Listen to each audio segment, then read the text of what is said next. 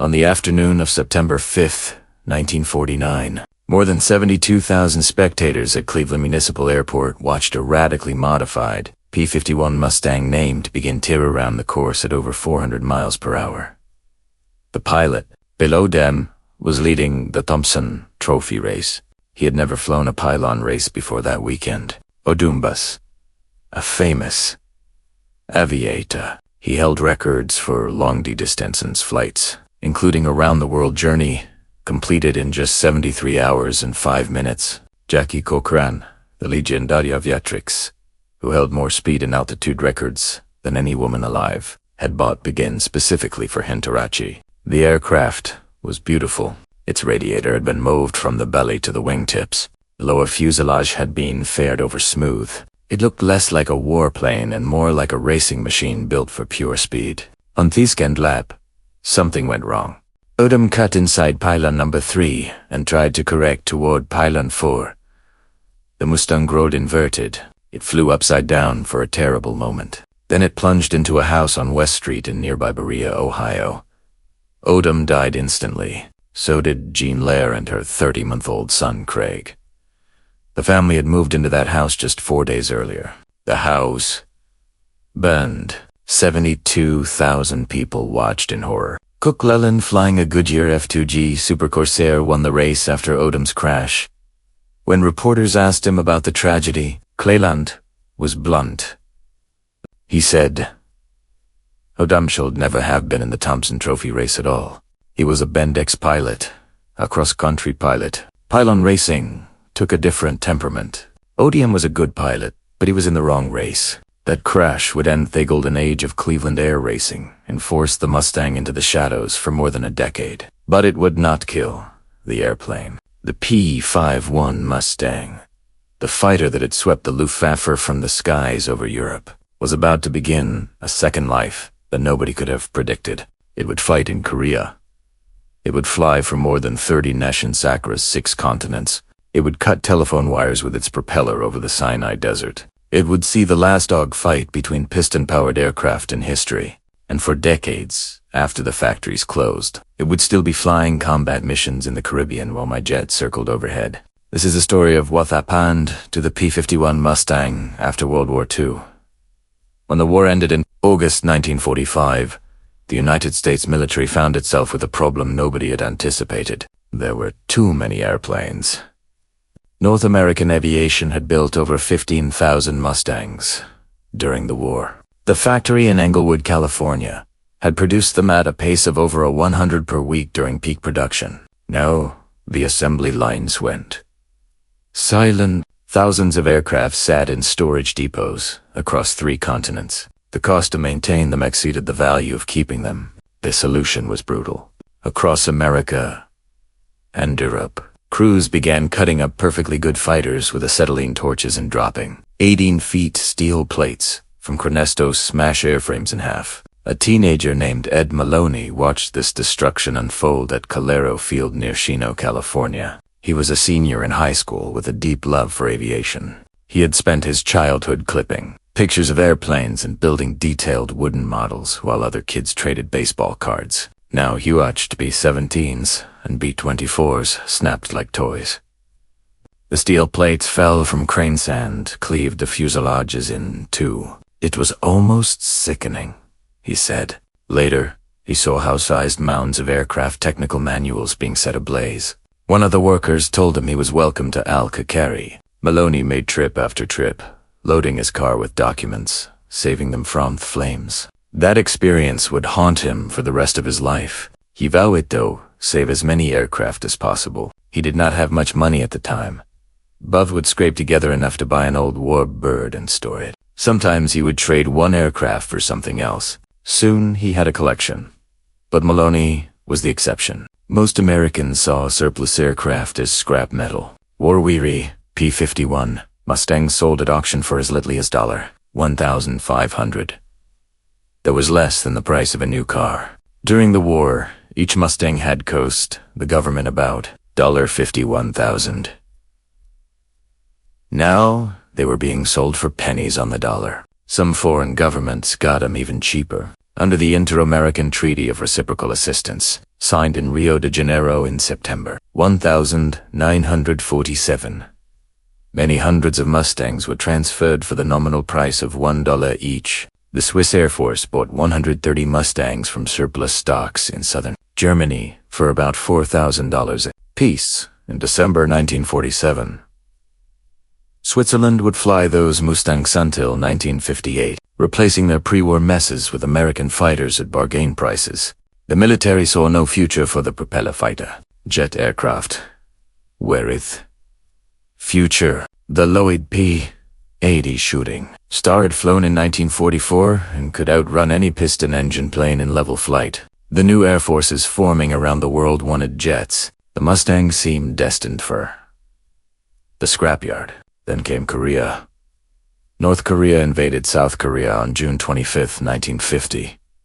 Within days, the Korean People's Army had pushed south across the 38th parallel with Soviet-built tanks in overwhelming numbers. The South Korean military collapsed. American forces stationed in Japan scrambled to respond. Commanders discovered a serious problem almost immediately. Their jets were fast, but they could not stay over the battlefield long enough to support ground troops. The fat shooting star burned fuel so quickly that pilots barely had time to identify targets before turning back to base. The round trip from Japan to Korea consumed most of their fuel.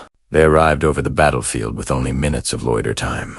Worse, the early jets required long, paved runways. Most Korean airfields were short, rough, and cratered by artillery. Jet engines ingested debris and flamed out. Thusly, new fighters were useless at the forward bases where ground forces needed them most.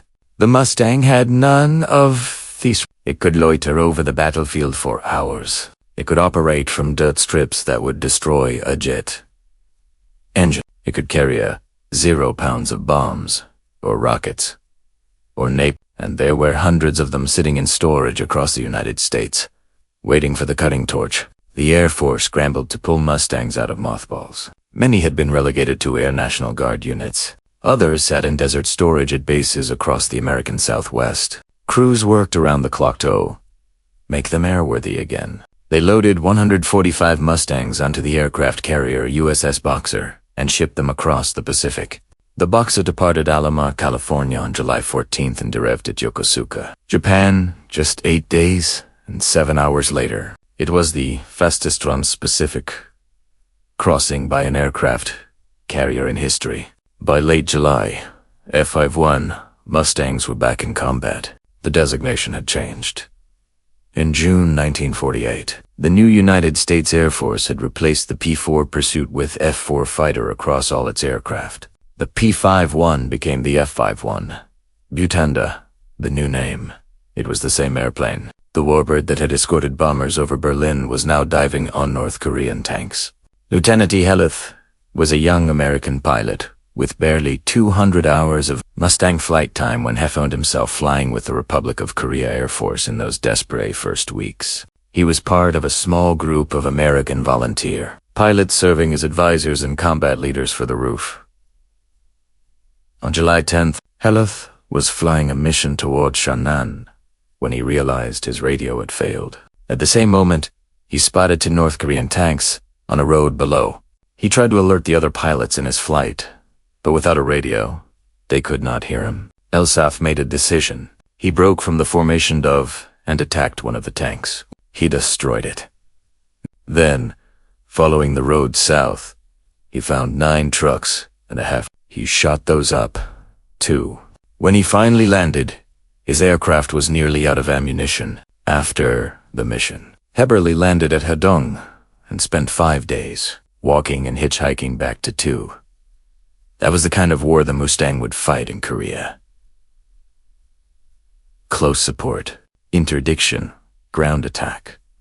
The romantic era of high-altitude dogfighting was over. The Mustang pilots were no longer hunting other fighters. They were killing tanks and trucks and supply convoys. This was brutal low-level work, and it came with a terrible cost. The Mustang's liquid-cooled Merlin engine was its Achilles heel. Unlike an air-cooled radial engine, which could absorb significant damage and keep running, the Merlin depended on a radiator filled with A single rifle bullet through that radiator meant the engine would overheat and seize within minutes.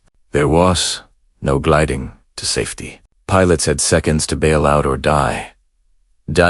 Edie, the brilliant engineer who had led the Mustang's design team at North American Aviation, watched in frustration from California. He said later that the P-51 was a high-altitude fighter. It had been designed to escort bombers at 25,000 feet, where its supercharged Merlin engine could outperform anything in the sky. He thought that flying it in ground support was almost a suicide mission, because a .30 caliber bullet could rip a hole in the radiator, and the engine would freeze up in 2 minutes. But the Air Force had made a catastrophic decision after World War II. They had scrapped their P-47 Thunderbolts. The Thunderbolt was heavier and slower than the Mustang, but it had an air-cooled radial engine that could take tremendous punishment. It was the perfect ground attack aircraft. The Navy had kept its F-4 for similar reasons. The Mustang was with Air Force hat, so the Mustang went to war.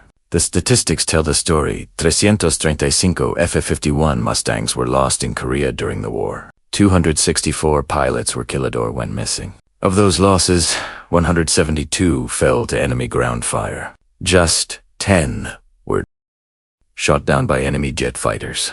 The rest died in accidents or went missing without explanation. The vulnerabilities worst in winter. Korean winters brought brutal cold and frequent icing conditions. The Mustangs were not equipped with dicing systems. Wing ice accumulated rapidly at low altitudes, and an overloaded aircraft that entered a stall or spin almost never recovered. It was a virtual death sentence. On the ground, conditions were equally miserable. Shelter at forward bases was primitive. Pilots and mechanics lived in tents and unheated buildings. The brutal cold drove some airmen to rig improvisating systems using oil and 100-octane aviation fuel. The results were predictable. Fires and explosions killed men who had survived combat. Yet, the Mustang performed its mission. It could reach targets the jets could not. It could stay on station when the jets had to leave. It could operate from forward bases that the jets would never touch. North Korean troops learned to fear the sound of that Merlin engine. They feared napalm most of all.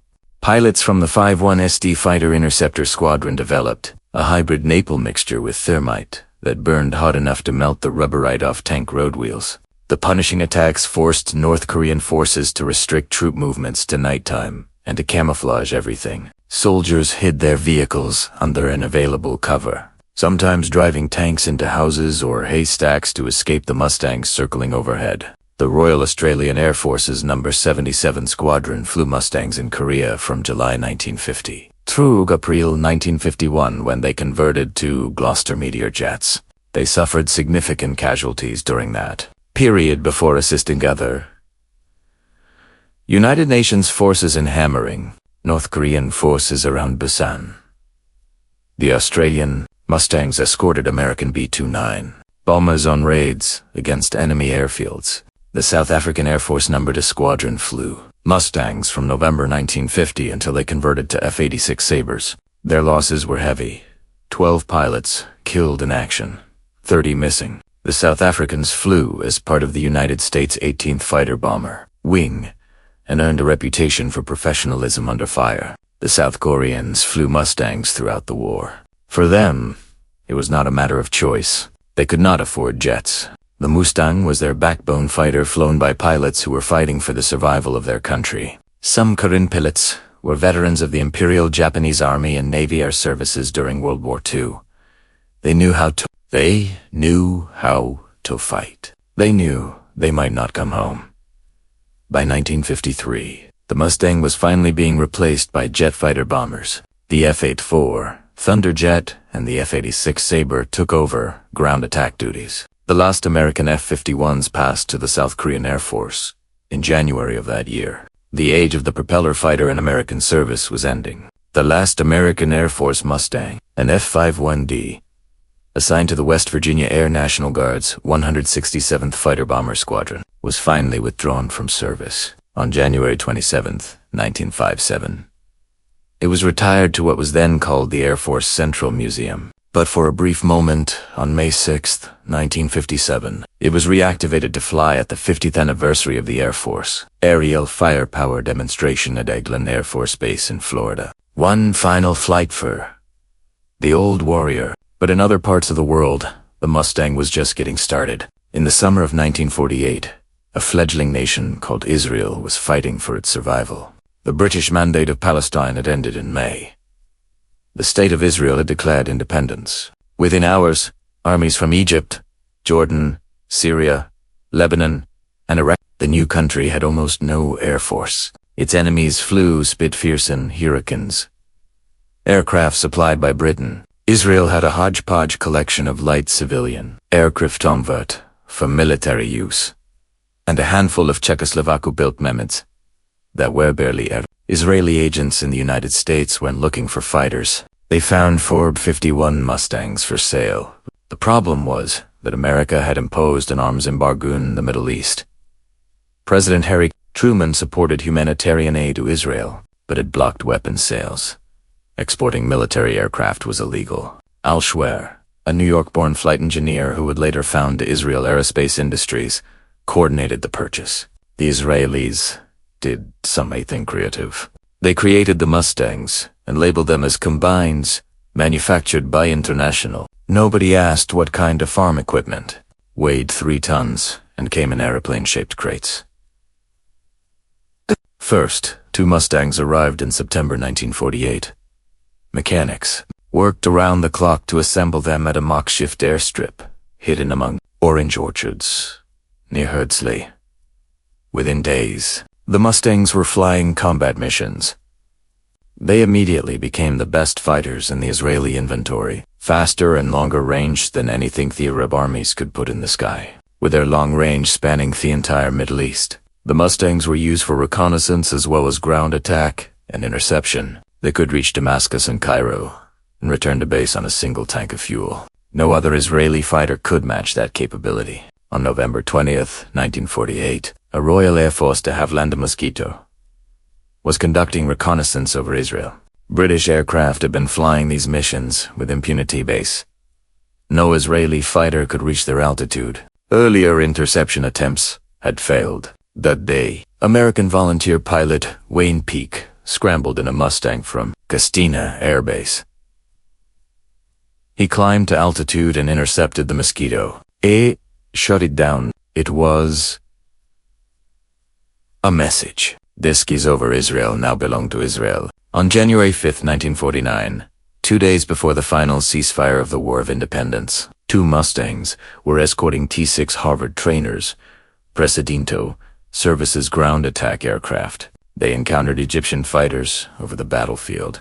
In the dogfight that followed, the Mustangs shot down 3 of them. It was the Mustang's last air combat action of that war. Although the War of Independence ended in early 1949, the Mustangs continued to fly. Israeli pilots conducted reconnaissance missions over neighboring Arab states 4 years afterward. In April 1951, 4 Mustangs and 4 Spitfires attacked Syrian positions at Al-Hama, after Syrian forces ambushed and killed 7 Israelis. In April 1954, when an Israeli Navy ship run aground near Saudi Arabia, Mustangs flew cover for the rescue operation.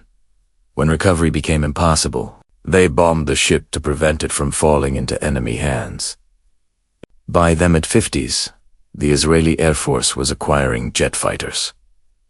Gluista Meteors came first, then Dassault Aragons and Misters from France. The Mustang lost its frontline role. Many were placed in storage. Only one squadron, number 116, remained operational. Its primary mission was training new pilots. Then came October 1956, and the Suez Crisis. Israel, France, and Britain had secretly agreed to attack Egypt. After President Gamal, NASA nationalized the Suez Canal. The plan called for Israel to strike first, providing Britain and France with a pretext to intervene. The Israelis pulled their Mustangs out of storage. A second squadron was formed. Given their long range, the Mustangs were tasked with destroying Egyptian aircraft at distant airfields, some beyond the Suez Canal in mainland Africa. But the Mustangs also received a special mission, unlike anything the aircraft had ever. On October 29th, at approximately 3 o'clock in the afternoon, 2 pairs of P-51 Mustangs raced westward across the Sinai Desert. They flew at treetop level, so that their propellers nearly touched the sand. Their mission was to cut Egyptian telephone lines using their wings. Israeli intelligence knew that Egyptian command and control depended on landlines running through the desert. If those lines went down, Egyptian units would be unable to coordinate their defense. Radio communication was unreliable. The telephone system was the nervous system of the Egyptian army. Someone had designed a special device for the mission. It consisted of a weight connected by a cable to the aircraft's tail. The idea was to drag the way through the telephone wires, snagging and severing them. But during the mission, some of the devices fell off. The pilots did not abort. Instead, they flew even lower and used their wings and propeller blades to slice through the wires directly. It was an act of almost suicidal bravery. At that altitude, measured in feet rather than hundreds of feet, a single mistake meant instant death. The pilots succeeded. Egyptian communications across the Sinai were severed just as Israeli paratroopers dropped at the Meitler Pass. Egyptian commanders suddenly found themselves unable to contact their forward units. The resulting confusion contributed to the rapid Israeli advance. The Mustang had found yet another use. It was no longer just a fighter or a bomber. Now it was a wire cutter. Israel kept its Mustangs in service until January 15th, 1961. By then, jets had completely taken over the frontline role, but the Mustang had proven itself adaptable beyond anyone's imagination. While the Mustang was fighting wars in Asia and the Middle East, it was finding a different kind of life in America. After the war, surplus Mustangs attracted a new breed of pilot. Men who had flown them in combat wanted to fly them again, but now for sport. Air racing had existed before the war. The Thompson Trophy race at Cleveland had drawn crowds of over 100,000 during the Great Depression. But those per-war races used specially built aircraft, tiny machines designed for nothing but speed. After 1945, the races opened to military surplus. Suddenly, ordinary civilians scowled by fighters that had cost the government $50,000 for less than the price of a used car. The Mustang was perfect for racing. It was fast in a straight line. It was relatively easy to fly compared to more temperamental forts like the Corsair, and it could be modified extensively. Racers stripped off armor and armament to save weight. They smoothed the airframe and filled every rivet hole. They tweaked the Merlin engines for more power. Some of the radiator from the belly to the wing tips to reduce drag. Paul Manswent, Bendix Trophy cross-country race in 1946. Flying a Mustang at 435 mph. Jackie Cochran finished second in another Mustang at 420 miles per hour. In 1948, Muntz won again, and Cochran finished third. The first 3 finishers that year were separated by less than 3 miles per hour. It was the closest transcontinental race. The Thompson Trophy pylon races at Cleveland showcased modified Mustangs fling at speeds their designers had never imagined. Modified Corsairs and Mustangs circled the course at over 400 miles per hour, pulling tremendous G-forces in the turns. But air racing was dangerous. In 1947, Tony Genizo died when carbon monoxide leaked into the cockpit of his modified Corsair. During the Thompson Trophy race, his aircraft crashed while the race continued around him. Cook Leland won that year at a record 396 miles per hour. Then came September 5th, 1949. NBL, Odium's fatal crash. The deaths of Odom and the Lay family ended the Cleveland races. Organizers could not risk another disaster in a residential neighborhood. The Civil Aeronautics Administration threatened to ban future races.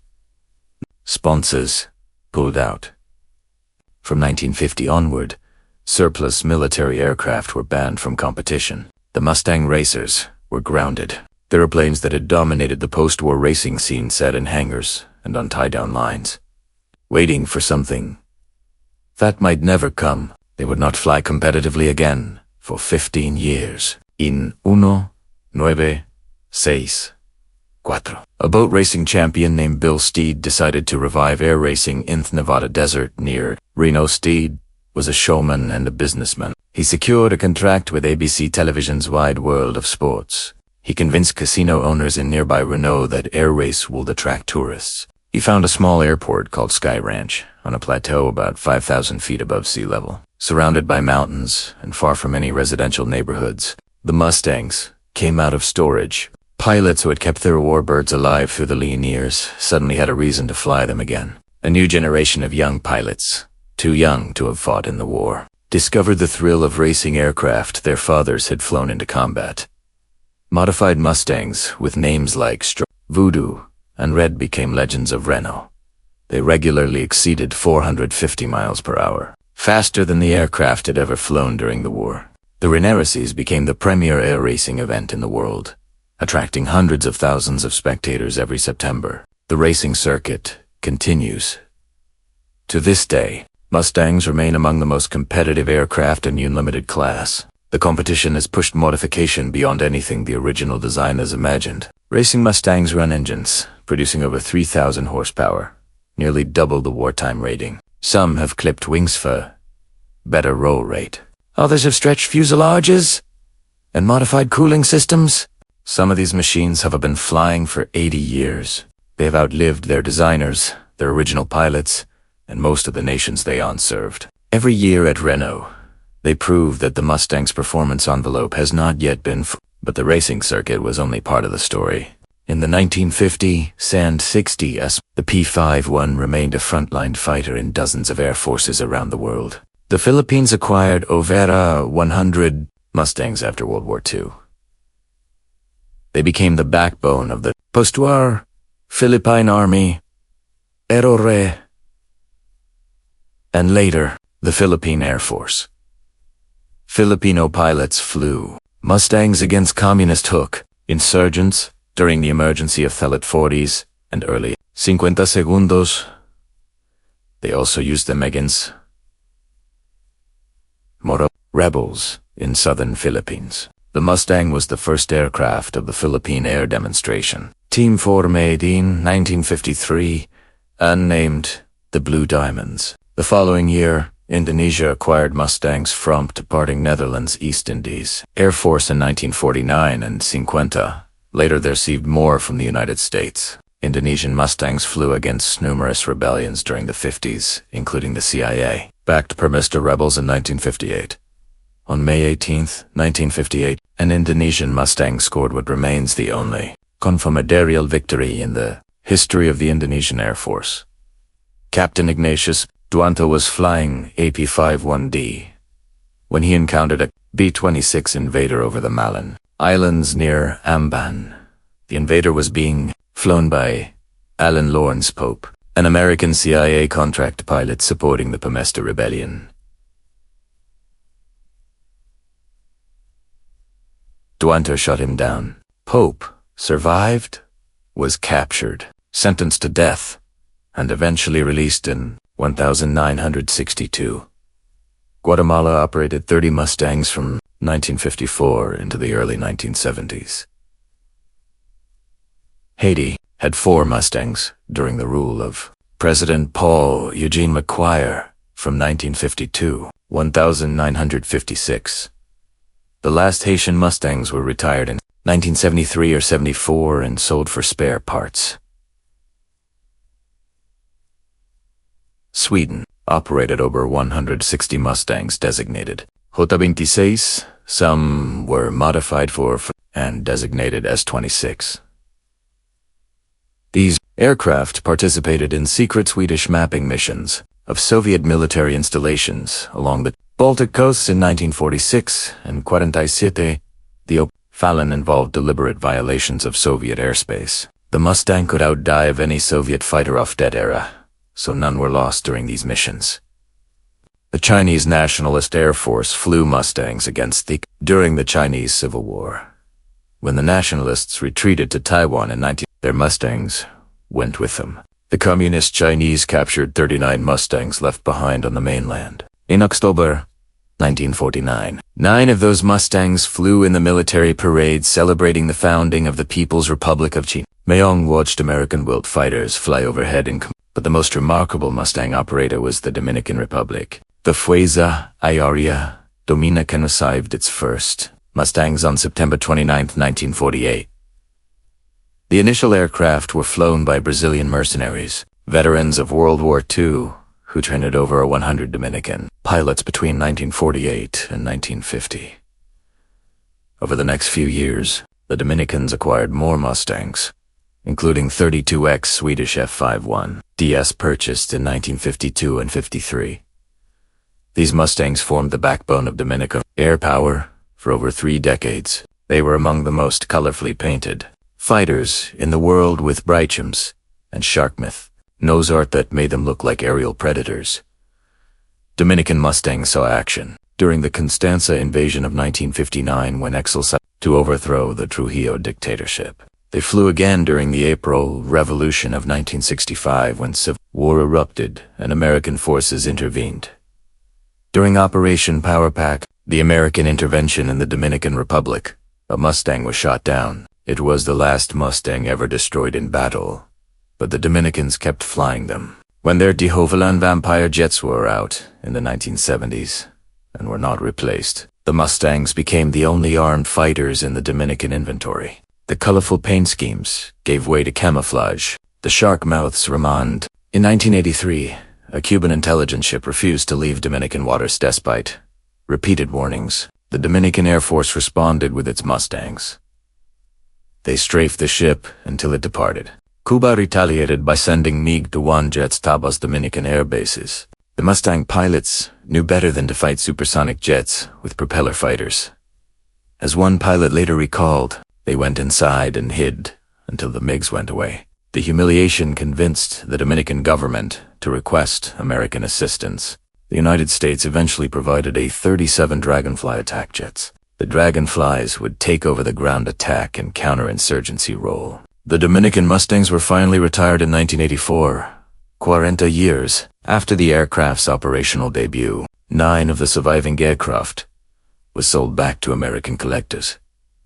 They had outlasted every other Mustang operator in the world. But before the Dominicans retired their Mustangs, the aircraft had one more war to fight. July 1969, the United States was about to land men on the moon. In Vietnam, American jets fought Soviet-designed MiGs at supersonic speeds. Phantoms and MiG-21S jeweled over the jungle with radar.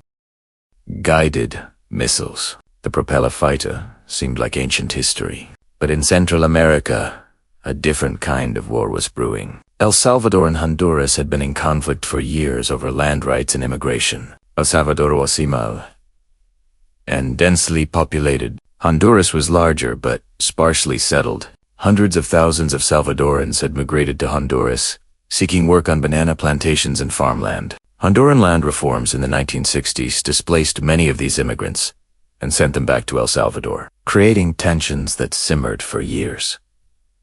The fuse was lit during the 1970 World Cup qualifying series. El Salvador and Honduras were in the same group. The matches played in June 1969 triggered riots in both countries. Fans fought in the stands. Violence spilled into the streets. After El Salvador won the deciding match 3-2 on June 26th, El Salvador severed diplomatic relations with Honduras. On July 14th, 1969, El Salvador invaded Honduras. Both nations fielded air forces from another era. Honduras flew F-51 Corsair, the bent-wing Navy fighters of World War II. They had about 17 Corsairs in their inventory, a mix of F-4U-4 South and F-4U-5S. El Salvador had Corsair of their own, Goodyear-built FG-1D, plus a small force of Cavalry Mustang to south. The Cavalry Mustangs were interesting aircraft. They were modernized P-51D, upgraded by the Cavalry Aircraft Corporation in Florida with new avionics and wingtip fuel tanks for extended range. El Salvador had purchased 5 of them, plus 1 dual-control trainer, just the year before. The war that followed was the Thelasos conflict, in which piston-engine aircraft fought each other in aerial combat.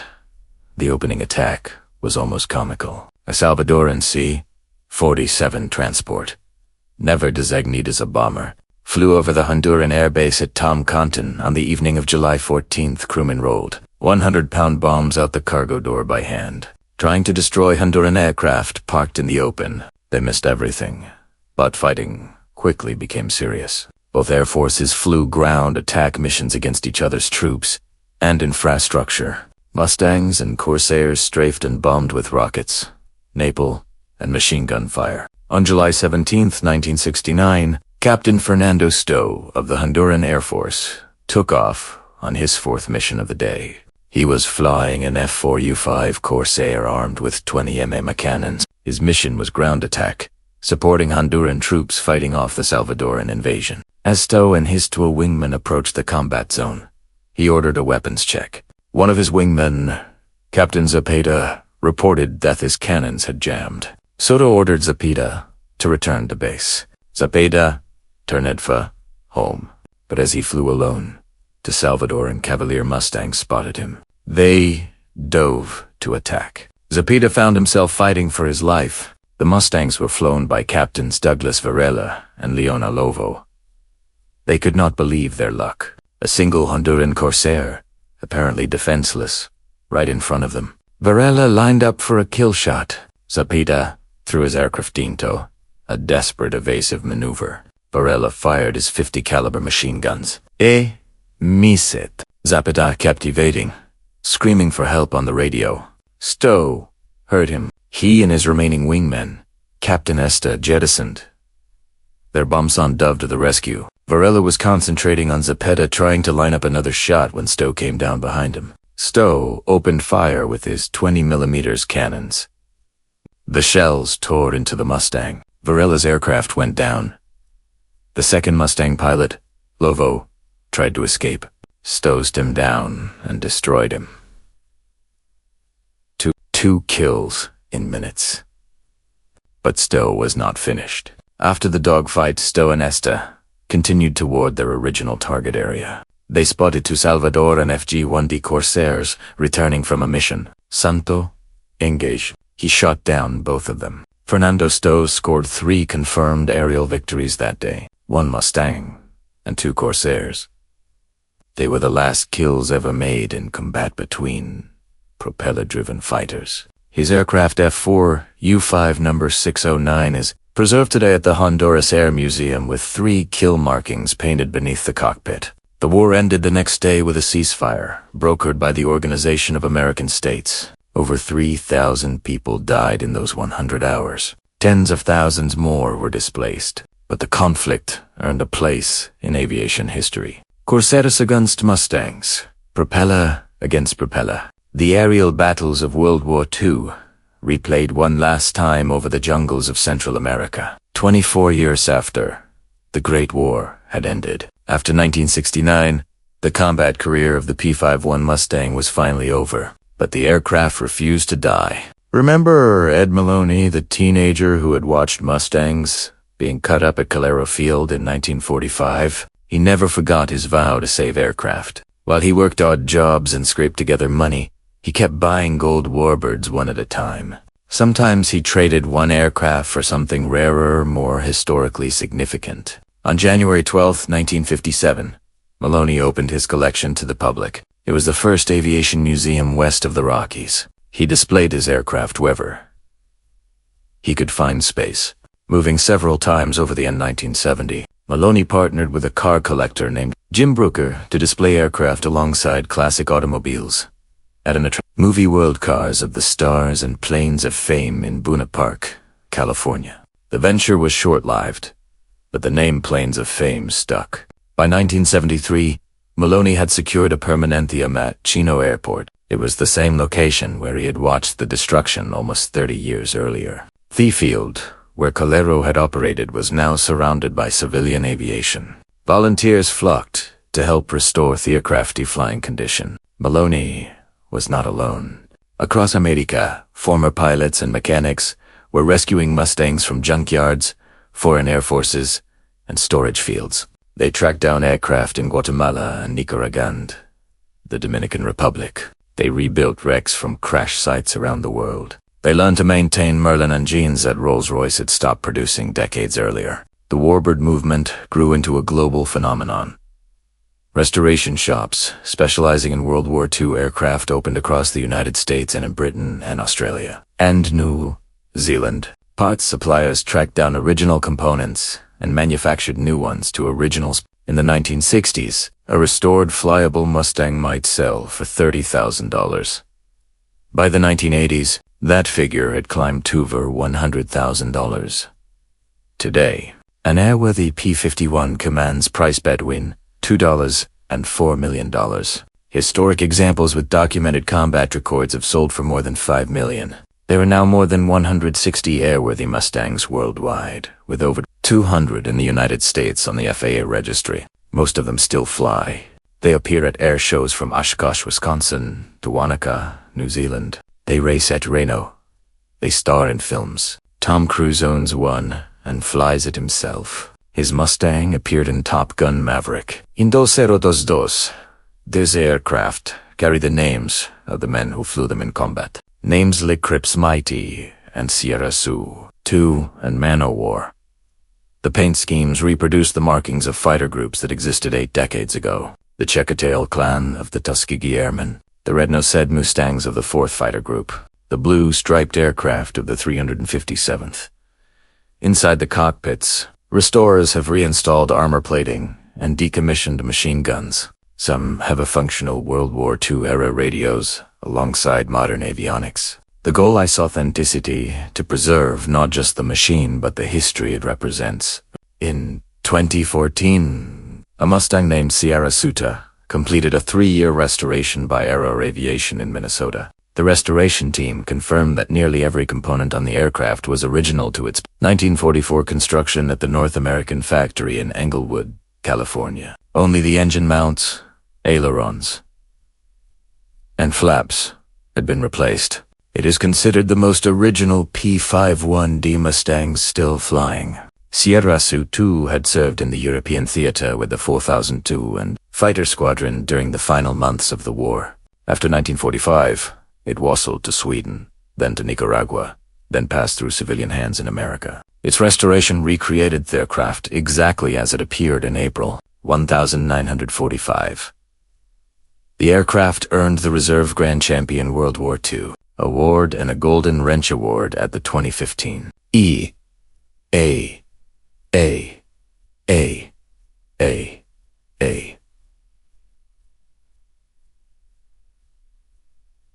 Oshkosh. In May 2013, a pilot named Doug Matthews set a world altitude record for piston engine aircraft in a Mustang named the Rebel.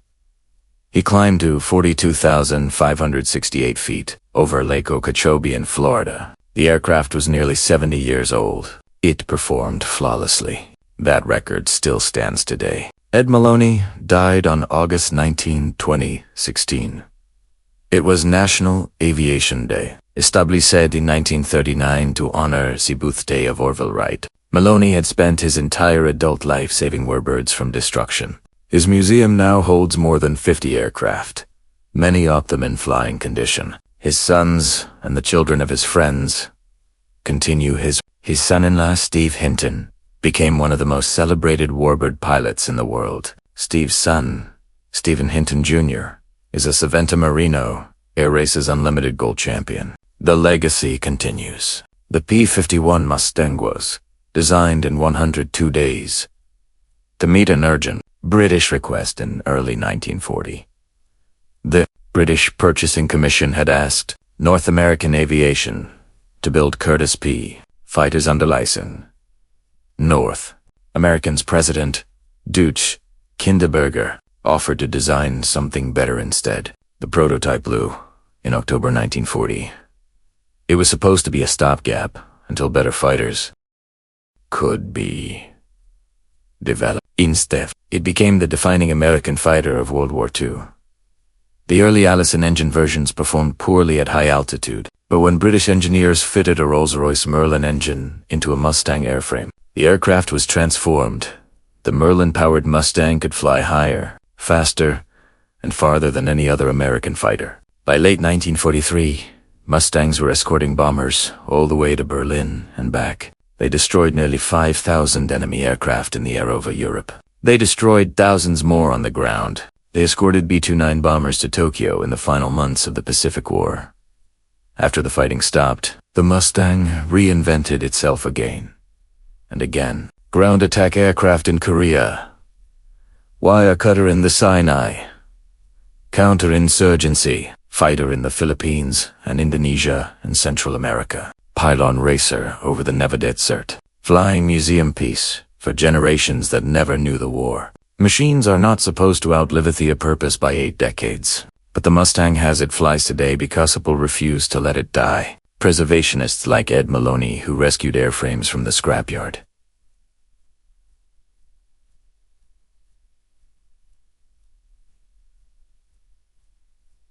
Pilots who flew their obsolete fighters into combat one last time. Restorers who spend years rebuilding wrecks into award-winning aircraft. Collectors who invest millions to keep Merlin engine. The factory in Englewood closed long ago. The last new Mustang rolled off the line in 1945. But the sound of that engine, the howl of 12 cylinders, at full power, still fills the sky over air shows from California to New Zealand. That is what happened to the P-51 Mustang after World War II. It became something more than an airplane. It became a symbol of an era that refuses to end. If you found this story compelling, please take a moment to like this video. It helps us share more forgotten stories from the Second World War. Subscribe to stay connected with these untold histories. Each one matters. Each one deserves to be remembered. And we would love to hear from you. Leave a comment below, telling us where you are watching from. Our community spans from Texas to Tasmania, from veterans to history enthusiasts. You are part of something special here. Thank you for watching, and thank you for keeping these stories